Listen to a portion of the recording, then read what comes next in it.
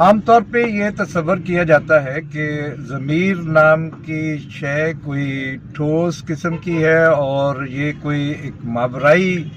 ایسی حقیقت ہے جو آپ کو کسی گمراہی یا غلط قدم پہ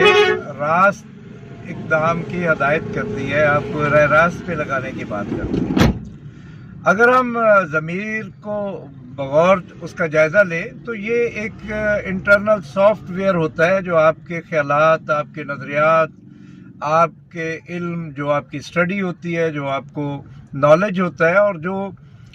ریت ہوتی ہے، جو آپ نے اسکول، کالج اور مدرسے سے جو کچھ سیکھا پڑھا ہوتا ہے اور جس قسم کی اخلاقیات ہوتی ہے کا ایک رسپانس کا نام ضمیر ہوتا ہے۔ آپ کی آئیڈیالوجی بدل جائے، آپ کا ایکسپیرینس بدل جائے، آپ کے علم میں تبدیلی آ جائے، آپ کے نالج میں تبدیلی آ